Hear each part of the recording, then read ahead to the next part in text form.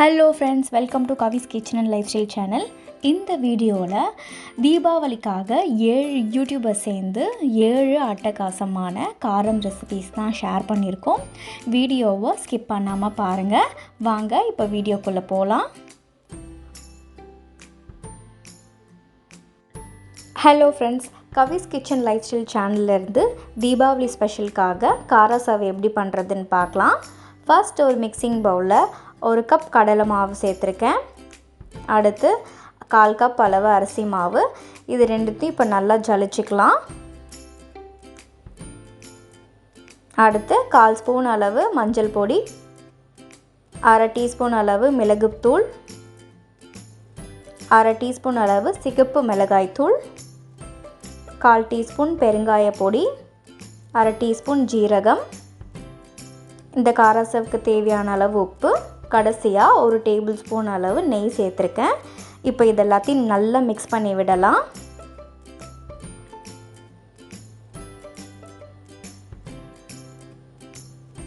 நல்லா எல்லாத்தையும் மிக்ஸ் பண்ணதுக்கப்புறம் கொஞ்சம் கொஞ்சமாக தண்ணி சேர்த்து நம்ம மாவு பிசைஞ்சிக்கலாம். மாவு பார்த்திங்கன்னா ரொம்ப ஹார்டாகவும் இருக்கக்கூடாது, ரொம்ப சாஃப்டாகவும் இருக்கக்கூடாது, ரெண்டுத்துக்கும் நடுவில் இருக்கணும். இந்த அளவுக்கு நல்லா கையில் ஒட்டாமல் இருக்கணும் மாவு. அடுத்து இப்போ நம்ம காராசேவெல்லாம் பொரித்து எடுத்துக்கலாம். நான் இந்த அச்சு எடுத்திருக்கேன்.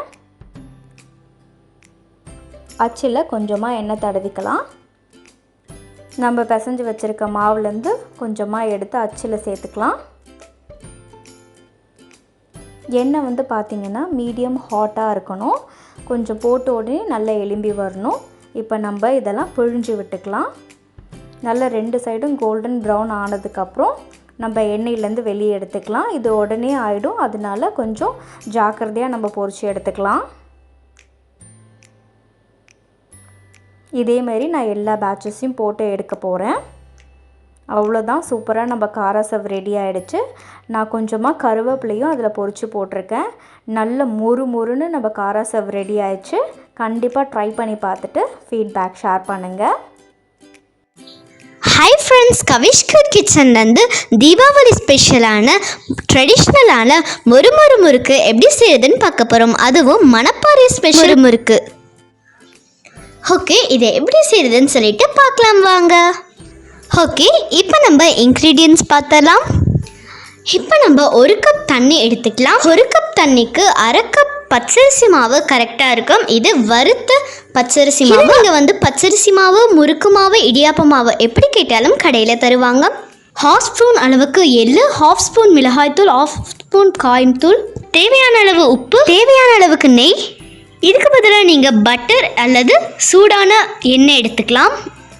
ஓகே, இவ்வளோ தான் நம்மளோட இன்க்ரீடியன்ட்ஸ். இப்போ நம்ம ஒரு சாஸ்பேனில் நம்ம எடுத்து வச்சுருந்த 1 கப் தண்ணியை சேர்த்துட்டு நம்ம எடுத்து வச்சுருந்த அந்த சால்ட்டை சேர்த்துக்கலாம், அதாவது உப்பு. இப்போ நம்ம எடுத்து வச்சுருந்த அந்த நெய்யை சேர்த்துக்கலாம். இப்போ நம்ம இது நல்லா இந்த தண்ணியும் அப்புறம் இந்த நெய்யும் நல்லா பிரிஞ்சு வரட்டும். பிரிஞ்சு வந்ததுக்கப்புறமா நம்ம அடுப்பை ஆஃப் பண்ணிவிட்டு நம்ம எடுத்து வச்சுருந்த அந்த பச்சரிசி மாவை சேர்த்துக்கலாம். சேர்த்துட்டு இது போல் நல்லா கலந்து விட்டுக்கலாம். கலந்து விட்டதுக்கப்புறமா மிளகாய்த்தூள் அப்புறம் நம்மளோட பெருங்காயத்தூள் சேர்த்துட்டு எல்லாம் சேர்த்துட்டு நல்லா கலந்து விடலாம் இது மாதிரி. இப்போ நம்ம இதை 5 நிமிஷம் கழித்து பார்க்கலாம். திறந்து பார்த்ததுக்கப்புறமா இது மாதிரி நல்லா வந்திருக்கும். இப்போ இதை நம்ம கைகளால் இது மாதிரி பிசைஞ்சு விட்டு எண்ணெய் தடவின முறுக்கு புளியறதுல நம்ம அந்த மாவை சேர்த்துக்கலாம். நான் இன்றைக்கி ஸ்டாரச் எடுத்து வச்சுருக்கேன். ஏன்னா எங்கள் ஊர் மணப்பாறையில் ஸ்டாரச் வச்சு தான் மணப்பாறை முறுக்கு செய்வாங்க. அதனால தான் இதை அப்படியே நம்ம எண்ணெயில் பொரிச்சு எடுத்துருவோம். இது எப்படி நம்ம வெந்துச்சா அப்படின்னு சொல்லிட்டு கெஸ் பண்ணுறது அப்படின்னா, இதோட பபிள்ஸ்லாம் நல்லா அடங்கினதுக்கப்புறமா நம்ம எடுத்தால் நமக்கு கரெக்டாக இருக்கும். இப்போ இதோட கிறிஸ்பினஸ் பார்த்துருவோம்.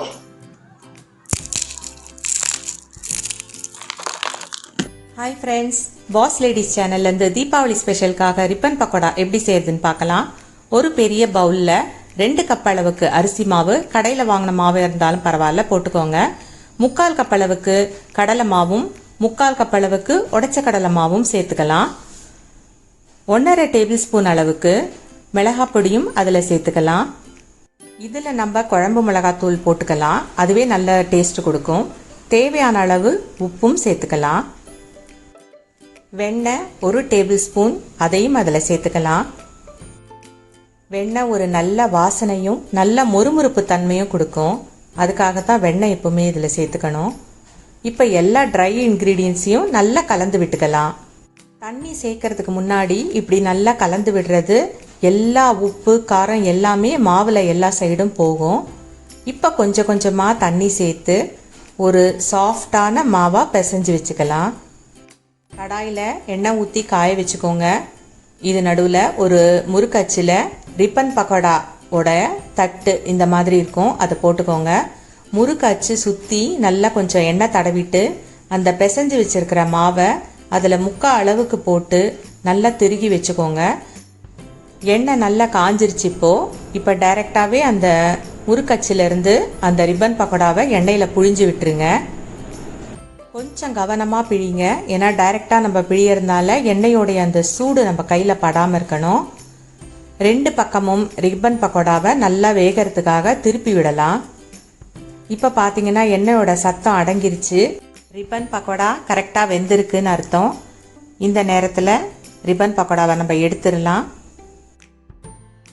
எல்லாருக்கும் ரொம்ப ஃபேவரட்டான ரிப்பன் பக்கோடா ரெடி ஆயிடுச்சு. இந்த தீபாவளிக்கு இதை ட்ரை பண்ணி பாருங்கள். Thank you. Hello friends, everything special சேனல்லேருந்து இன்றைக்கி நம்ம பார்க்க போகிற தீபாவளி ஸ்பெஷல் ரெசிபி ஓமப்பொடி. அதுக்கு ஃபஸ்ட்டு 2 கப் அளவுக்கு கடலை மாவு எடுத்துக்கோங்க. நெக்ஸ்ட்டு 1 கப் அளவுக்கு அரிசி மாவு எடுத்துக்கோங்க. தேவையான அளவு உப்பு சேர்த்துக்கோங்க. 1/2 டீஸ்பூன் பேக்கிங் சோடா, 1/2 டீஸ்பூன் மஞ்சள் தூள் சேர்த்துட்டு இதை நல்லா மிக்ஸ் பண்ணிக்கலாம். இப்போ இதில் 1 டீஸ்பூன் அளவுக்கு நெய் சேர்த்துக்கோங்க. நெய் சேர்த்துட்டு இதை நல்லா மிக்ஸ் பண்ணிக்கோங்க. இப்போ இதில் 1 டேபிள் ஸ்பூன் அளவுக்கு ஓமம் சேர்த்துட்டு 1/2 கப் அளவு தண்ணி சேர்த்து இதை நல்லா அரைச்சி அந்த தண்ணியை நல்லா ஃபில்டர் பண்ணிக்கோங்க. ஃபில்டர் பண்ணிவிட்டு இந்த மாவில் கொஞ்சம் கொஞ்சமாக சேர்த்து இதை நல்லா சப்பாத்தி பத கன்சிஸ்டன்சி வர அளவுக்கு நம்ம பிசைஞ்சு எடுத்துக்கலாம். சப்போஸ் உங்களுக்கு இந்த தண்ணி பத்தலை அப்படின்னா நீங்கள் நார்மல் வாட்டர் கொஞ்சமாக ஆட் பண்ணிக்கோங்க. இப்போ இதிலேருந்து கொஞ்சமாக மாவு எடுத்துகிட்டு இந்த மாதிரி குட்டி குட்டியாக இருக்கிற அச்சு எடுத்துக்கோங்க. அதில் சேர்த்து நம்ம இப்போ ஓமப்பொடி ரெடி பண்ணிடலாம்.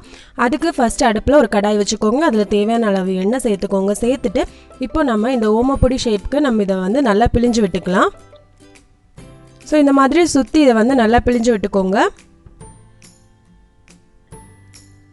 ஸோ இது வந்து சீக்கிரமாக ரெடி ஆகிரும். ஸோ அதனால் கொஞ்சம் கேர்ஃபுல்லாக இதை வந்து ரெடி பண்ணிக்கோங்க. இப்போ ஒரு சைடு நல்லா வெந்ததும் இதை வந்து திருப்பி போட்டுக்கோங்க.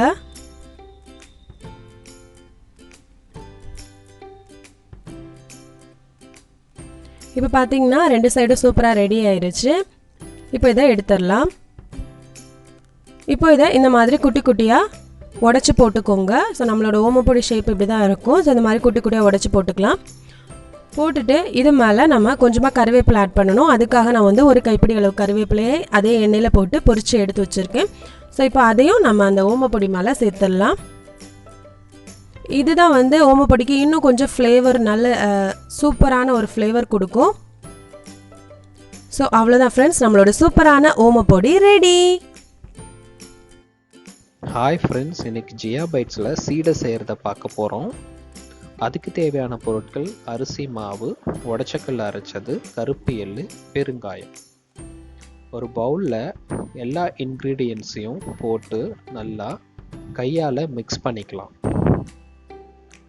மிக்ஸ் பண்ணிவிட்டு இது கூட இப்போ 2 டேபிள் ஸ்பூன் நெய் எடுத்து அதை நல்லா உருக்கி இந்த மாவோட ஆட் பண்ணிடலாம். நெய் சூடாக இருக்கிறதுனால ஸ்பூன் வச்சு இந்த மாவை கிளறி விட்டுக்கலாம். இப்போ இது கூட தேவையான அளவு உப்பு போட்டு இந்த மாவை நல்லா பிசைஞ்சுக்கலாம். அடுத்து இது கூட கொஞ்சம் கொஞ்சமாக தண்ணி ஊற்றி மாவை பிசைஞ்சு எடுத்துக்கலாம். நிறைய தண்ணி ஊற்றிட்டா மாவு தண்ணியாகிடும். அதுக்கப்புறம் உருண்டை பிடிச்சி போடும்போது வெடிக்க ஆரம்பிச்சிடும். அதனால் கொஞ்சம் கொஞ்சமாக தண்ணி ஊற்றி மாவை பிசைஞ்சிருங்க. மாவு இப்போ பிசைய பிசைய நல்லா சாஃப்டாக ஆரம்பிச்சிடும். இப்போ பாருங்கள், மாவுடைய கன்சிஸ்டன்சி சேஞ்ச் ஆகிடுச்சு, நல்லா சாஃப்டாகவும் ஆயிடுச்சு. மாவு இப்போ ரெடி ஆயிடுச்சு. இதிலிருந்து ஒரு சின்ன போர்ஷன் எடுத்து தனியாக அதில் இருந்து சின்ன சின்ன உருண்டையை உருட்டி எடுத்து வச்சுக்கலாம். ரிமைனிங் இருக்கிற மாவை காற்று போகாத மாதிரி ஒரு பாக்ஸில் போட்டு க்ளோஸ் பண்ணிடலாம். காற்று போச்சுன்னா மாவு நல்லா இருக்காது. இப்போ எண்ணெய் ரெடி ஆகிடுச்சு. எண்ணெயும் நல்லா சூடாகிடுச்சு. இதில் நம்ம உருட்டி வச்ச சீடை உருண்டைங்களை போட்டு ஃப்ரை பண்ணி எடுக்க வேண்டியது தான். போட்டாச்சு. இப்போ நல்லா மிக்ஸ் பண்ணி விட்டுக்கிட்டே இருங்க. இப்போ நல்லா கோல்டன் ப்ரௌன் கலர் வந்துருச்சு. இதுதான் நம்ம சீடை எடுக்கிறதுக்கான ரைட் டைம். ஸோ இப்போ நம்ம சீடை ரெடி ஆகிடுச்சு. கிறிஸ்பியான சீடை ரெடி. நீங்களும் ட்ரை பண்ணுங்க. ஃபீட்பேக் ஷேர் பண்ணுங்க.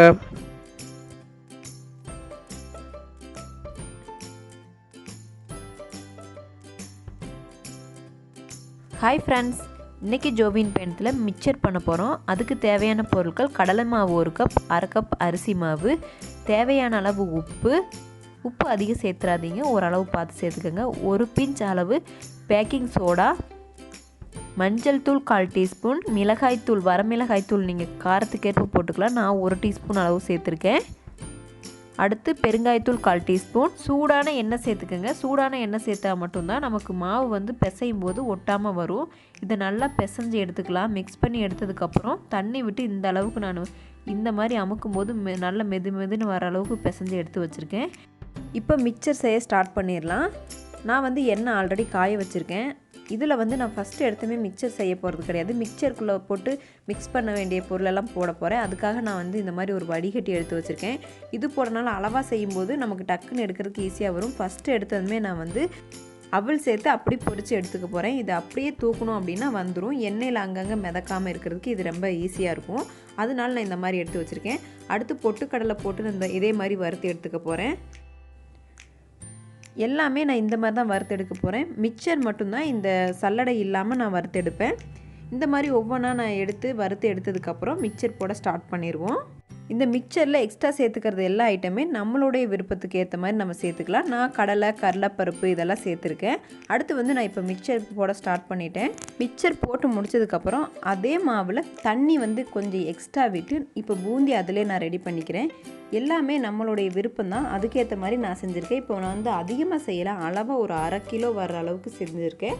இப்போ இந்த மிக்சர் எல்லாமே ஒன்றா மிக்ஸ் பண்ணி உப்பு மிளகாய்த்தூள் நான் சேர்த்துனதை காட்டல நல்லா மிக்ஸ் பண்ணிக்கோங்க. மிக்ஸ் பண்ண உடனே சுவையான சூடான மொறுமொறுப்பான மிக்சர் ரெடி ஆயிடுச்சு. நீங்களும் இதை செஞ்சு ட்ரை பண்ணி பாருங்கள் எப்படி இருந்துச்சு அப்படின்னு சொல்லிட்டு கமெண்ட் பாக்ஸில் பின் பண்ணுங்கள்.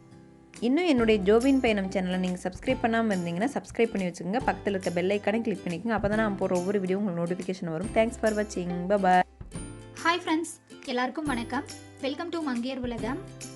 இந்த வீடியோவில் தீபாவளி ஸ்பெஷல் தட்டை வடை எப்படி பண்ணலாம் அப்படிங்கிறத தான் இந்த வீடியோவில் உங்களோட நான் ஷேர் பண்ணியிருக்கேன். ஸோ ரொம்ப சிம்பிள் அண்ட் ஈஸியாக செஞ்சிடலாம். அதுக்கு 1 கப் அளவுக்கு அரிசி மாவு எடுத்திருக்கேன். ஒரு ஃப்ரை பேனில் அரிசி மாவை சேர்த்துட்டு மாவு ஹீட் ஆகிற வரைக்கும் குறைவான தீயில வச்சுட்டு நல்லா ஃப்ரை பண்ணி எடுத்துக்கலாம். அடுத்ததாக அதே கடாயில் 1 டேபிள் ஸ்பூன் அளவுக்கு வெள்ளை உளுந்து எடுத்திருக்கேன். இதுவும் நல்லா கலர் மாறி வாசனை வர வரைக்கும் நல்லா ரோஸ்ட் பண்ணி எடுத்துக்கலாம். இப்போ ஒரு குட்டி ஜாரில் நம்ம வறுத்து எடுத்துருக்க வெள்ளை உளுந்தும் 1 டேபிள் ஸ்பூன் அளவுக்கு பொட்டுக்கல்லையும் சேர்த்துட்டு நல்லா ஃபைன் பவுடராக அரைச்சி எடுத்துகிட்டு வந்துடலாம். இப்போ ஒரு பவுலில் வறுத்த அரிசி மாவு 1 கப் சேர்த்துருக்கேன். அடுத்ததான் பொடி பண்ணின பொட்டுக்கல்ல உளுந்து பொடியும் சேர்த்துட்டேன். அடுத்ததான் 1 டேபிள் ஸ்பூன் அளவுக்கு எள்ளு, அடுத்ததான் பொடியாக கட் பண்ண கறிவேப்பிலை, ஒரு அரை மணி நேரத்துக்கு முன்னாடி ஊற வச்ச கடலைப்பருப்பு 1 டேபிள் ஸ்பூன் சேர்த்துருக்கேன். அடுத்ததான் 1 டேபிள் ஸ்பூன் மிளகாய்த்தூள், காரத்துக்கு ஏற்ற மாதிரி அட்ஜஸ்ட் பண்ணிக்கோங்க. ஒரு 1/4 டேபிள் ஸ்பூன் பெருங்காய பொடி, தேவைக்கான அளவு பொடி உப்பு சேர்த்துருக்கேன். அடுத்ததாக ரூம் டெம்பரேச்சரில் இருக்க பட்டர் 1 டேபிள் ஸ்பூன் சேர்த்துக்கிறேன். இப்போ இது எல்லாத்தையும் கையில் நல்லா மிக்ஸ் பண்ணி விட்டதுக்கப்புறமா கொஞ்சம் கொஞ்சமாக தண்ணி சேர்த்துட்டு சப்பாத்தி மாவு பதத்துக்கு பிணைஞ்சு எடுத்துக்க போகிறேன். ஸோ இந்த பதத்துக்கு மாவு இருந்ததுன்னா போதும். அடுத்ததாக ஒரு பாலித்தீன் கவரை இந்த ஷேப்பில் கட் பண்ணிவிட்டு கொஞ்சமாக ஆயில் தடவிட்டு பிணைஞ்சிருக்க மாவில் குட்டி குட்டி பால் எடுத்து பேப்பரில் வச்சு க்ளோஸ் பண்ணிடலாம். இந்த மாதிரி ஃப்ளாட்டாக இருக்க பவுல் வச்சு சின்னதாக ஒரு ப்ரெஸ் கொடுத்தீங்க அப்படின்னா தட்டை ஷேப்புக்கு வந்துடும். அடுத்ததாக பூரி மாதிரி பொல்லாமல் இருக்கிறதுக்காக ஃபோக் ஸ்பூன் வச்சு அங்கங்கே ஹோல் போட்டுக்கிறேன். இப்போ இதை எடுத்து ஆயிலில் ஃப்ரை பண்ணிடலாம். ஸோ எண்ணெய் ஹீட் ஆனதும் தட்டை வடை ஒவ்வொன்றா போட்டுடலாம். இதில் எள்ளு சேர்த்துருக்கிறதால வெடிக்க ஆரம்பிக்கும். ஸோ கவனமாக இருங்க. ஸோ 2 சைடும் திருப்பி போட்டு பபிள்ஸ் எல்லாம் அடங்கினதும் கடாயிலிருந்து நம்ம எடுத்துடலாம். இப்போ நம்ம தட்டை வடை ரெடி ஆகிடுச்சு. ஸோ இதை நீங்கள் ட்ரை பண்ணி பார்த்துட்டு உங்கள் ஃபீட்பேக்கை கீழே கமெண்ட் செக்ஷனில் என் கூட ஷேர் பண்ணிக்கோங்க. கண்டிப்பாக உங்களுக்கு இந்த வீடியோ பிடிச்சிருக்கும்னு நினைக்கிறேன். தீபாவளிக்கு இந்த காரம் வகைகள்லாம் கண்டிப்பாக வீட்டில் செஞ்சு பாருங்கள். இந்த வீடியோ உங்களுக்கு பிடிச்சிருந்துச்சுன்னா லைக் பண்ணுங்கள், ஷேர் பண்ணுங்கள், கமெண்ட் பண்ணுங்கள். மறக்காமல் கவிஸ் கிச்சன் அண்ட் லைஃப் ஸ்டைல் சேனலுக்கு சப்ஸ்கிரைப் பண்ணுங்கள். எல்லாருக்கும் அட்வான்ஸ் தீபாவளி நல்வாழ்த்துக்கள். மீண்டும் ஒரு நல்ல வீடியோவில் வந்து உங்களை நான் சந்திக்கிறேன்.